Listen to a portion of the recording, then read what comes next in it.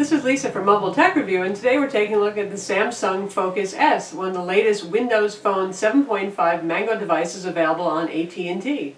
This joins the Samsung Focus Flash, which is a smaller and less expensive phone, and the HTC Titan, which is a titanic 4.7 inches, as AT&T's latest Windows phones, and they all run Windows Phone 7.5 Mango. It's the latest version of the operating system. It has cut and paste and new social networking features, all that kind of stuff. It's really a lovely operating system, and you probably noticed a lot of reviewers love Windows Phone, even though you're not seeing a lot of people use it yet. Still hope it catches on because it's a pleasure to use.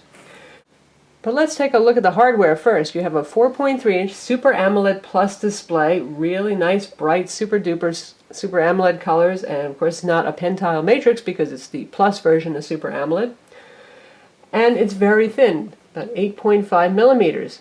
If you take a look around the phone, you'll say, hey, that looks awful familiar if you follow phones much, because it's pretty much exactly like the Samsung Galaxy S2 Android phone on the outside.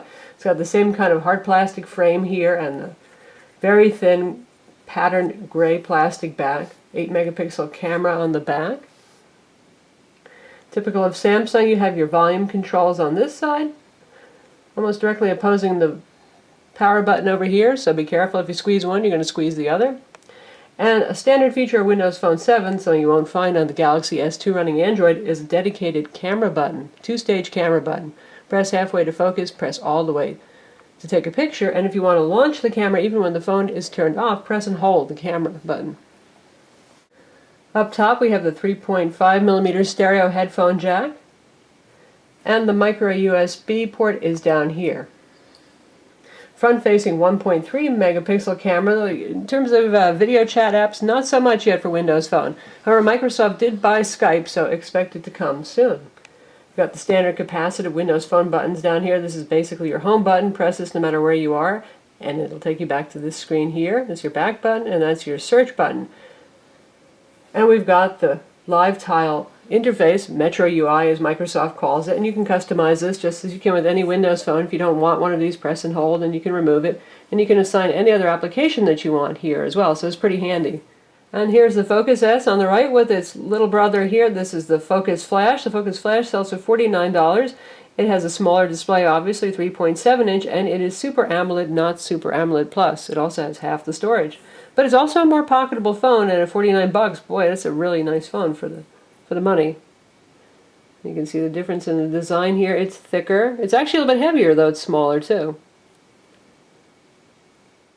And now we've got the Focus S on the right with the HTC HD7S, which was a Windows Phone 7.5 pre-Mango device. It's been updated to Mango, but you can see they both have 4.3-inch displays, but boy, the Samsung has a much brighter, more vivid display. This was not one of HTC's best efforts in terms of LCD. They're live tiles because they can actually inform you of stuff. Well, you can see the people tile dancing around. I don't have any contacts on this phone right now, but it would be flashing through various pictures of my friends and folks in my contacts. And we've got the messaging application for threaded messaging, and we have Hotmail right here, and it tells you how many, obviously, messages you've got, and that's what it looks like for messaging. Hotmail is pretty much a standard Hotmail interface, nicely done. Got Xbox Live here for Xbox Live games.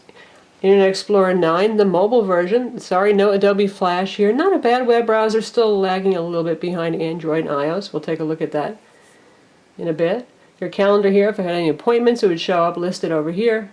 Pictures is an oversized live tile, and it flips through all the pictures I've taken. Music and videos is the Zune interface. Really nice. Nicest music player I've ever seen on a phone. Windows Marketplace. AT&T navigators here. You also have Bing Maps and Local Scout, which is a pretty neat feature as well. So Local Scout can show you places to eat or drink. It gives you a listing there, a little map up top, and then things to see or do, also presented as tiles, which is kind of really neat looking. And then places you can go shopping as well. And then highlights about what's going on in your area. That's kind of neat. Microsoft did a very good job of integrating Bing Maps and places and local information into Windows Phone 7.5. Also, standard for Windows Phone, you can customize the themes right here if you just go into Settings, and this is how you access all your applications, by the way. Go into Settings and change the theme, and you can have choose your tile color right here. Say we want mango. And we want it on a white background. And it gives you a preview of what that would look like. The Focus S has a 1.4 gigahertz second generation Qualcomm Snapdragon CPU. That's a single core. Microsoft only supports single core CPUs because they found that they really didn't get much performance improvement going with the dual core CPU. And in the phone, you can see, is exceptionally fast and responsive. Can also handle Xbox games just fine. So that's fine. They figured that would make for less expensive phones potentially. Speaking of pricing, this came out at $199, but right now AT&T is selling for $99 with contract on their website, which is a pretty good deal. It's half the price of the Titan, and it is twice the price of the Focus Flash. Phone has 512 megs of RAM. Again, that's specified by Microsoft. They feel that's all it needs to do what it's doing, and it does a fine job of it. And it has 16 gigs of internal storage with about 14 gigs available. And typical for Windows Phone, you don't have a user-accessible micro SD card slot, so you cannot expand that further. The phone has GPS, Wi-Fi 802.11bgn, and Bluetooth, and the 1650 milliamp battery. And the phone gets very good battery life. I have to say that's the second generation Qualcomm Snapdragon CPU is way more power efficient than the first gen that was used in the first Windows 7 phones before Mango came out. So this thing can easily make it through a full day even with heavy use, which is very nice. It has HSPA plus 14.4, so data speeds are pretty good on it. And sorry, no LTE here. Again, Microsoft's not supporting LTE yet. That's a bummer, but it's got the same data speeds as the iPhone 4S then again, so we're not suffering too much. Since this is a Microsoft product, it supports MS Exchange with push feature on. That's pretty good. And it also supports Gmail, including syncing with Google Calendar, your Google email, your Google Contacts, and all that kind of thing. And it can pick up POP3 and IMAP email, so it works just fine with pretty much any email service that's around, and the Exchange is particularly handy for business users. It also has a mobile version of the MS Office suite for Word, Excel, and PowerPoint built in, since it's a Microsoft product after all. And a nice feature about Windows Phone is any carrier bloatware, you can actually uninstall it. So you can see we've got AT&T Family Map, AT&T My Wireless, AT&T, everything is on here. Say I don't want something, I don't want AT&T Radio. Just tap and hold and choose uninstall.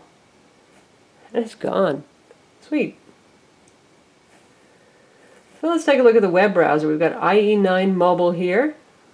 And right now we're on the mobile YouTube site, so you can see Ellen making fun of Siri using the built-in YouTube player. Introducing Siri, the most realistic assistant on the most incredible iPhone ever.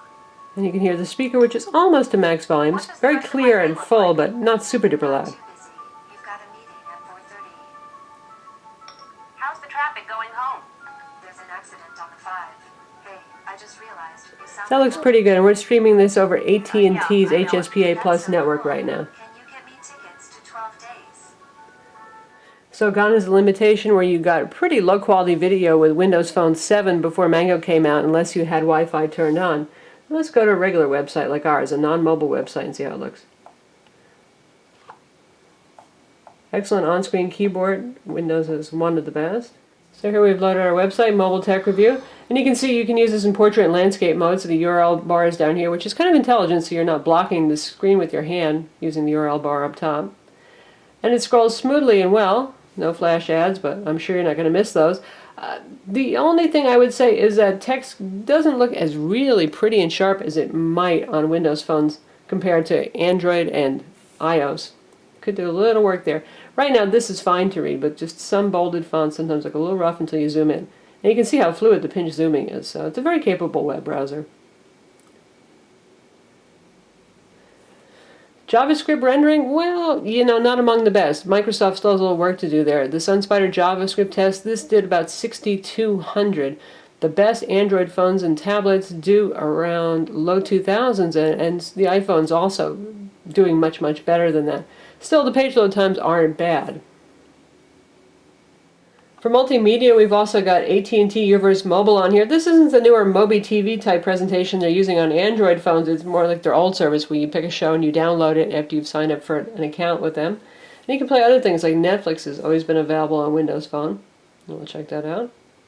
4.3-inch Super AMOLED Plus display makes for a lovely Netflix experience. So we're in Netflix and we're looking at the genre listing and we'll just pick comedies.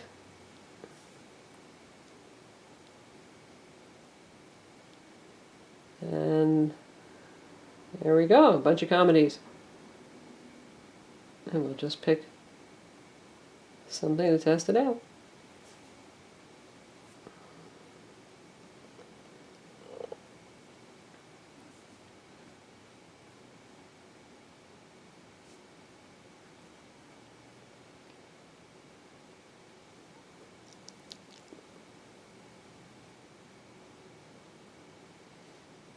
So we've started the movie and we can scrub through. This is pretty neat right here. This is a lot like iOS, where you get the frame view when you're scrubbing through.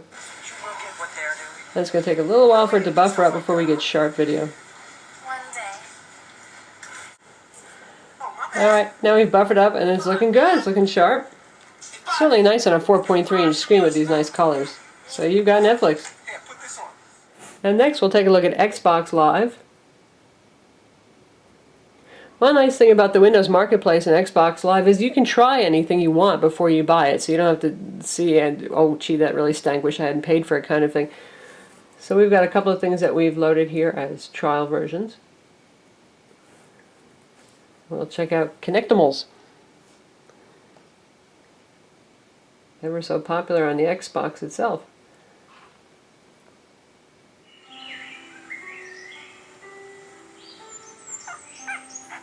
Really good graphics. And the speaker actually sounds quite nice in this too.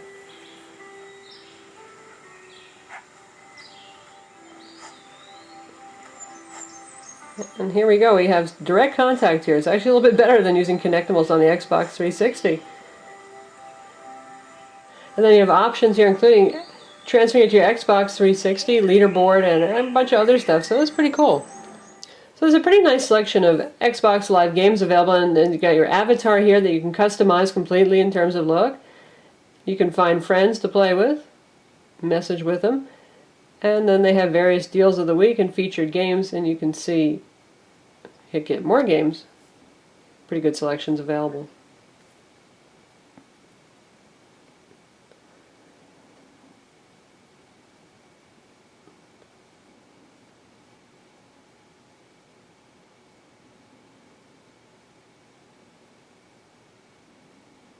So if we take a look just at action and adventure, you can see there's quite a lot of nice titles here. And some of the standard ones like Fruit Ninja and Angry Birds for simple style games that are casual. So good fun there. The marketplace itself has about 40,000 apps, and given how young this ecosystem is, that's not bad. And you'll find pretty much all of the standard staples, obviously, like Netflix, you've got the Weather Channel, IMDb, all that kind of stuff. And the manufacturer can offer their own stuff, so you can see what Samsung offers. They got a news application here, RSS reader, photo editor, mini diary, which those of you who use Android will be familiar with, a little diary and note-taking application, photo sharing, and all sorts of stuff like that. And so we just want to look at apps. And then there's a featured app, which is Shazam, and then it's all broken into categories here. So let's take a look at music and video and see what there is. Various third-party YouTube players. Shazam, we have Spotify, we've got BBC Radio Player, all sorts of stuff that's there.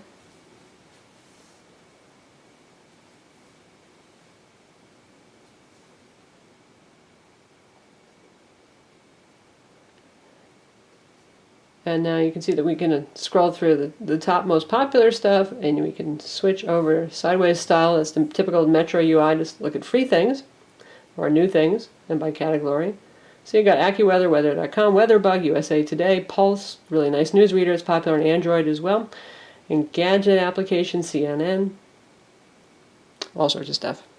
The phone interface on this is kind of what I would call big and bold right here, just huge number pad. You can also access your call history from the dialer and your contacts pretty quickly and easily as well. So that works well. Reception on this is quite good. You can see we've got full bars right here, and phones tend to range between 1 bar short of full and full bars. And call quality on this is really excellent. It's right up there with the Samsung Galaxy S2 for very good call quality for incoming and outgoing voice. Speakerphone you heard, it's very natural, nice and full. It's not the super loudest thing we've ever heard, but it certainly works well for calls.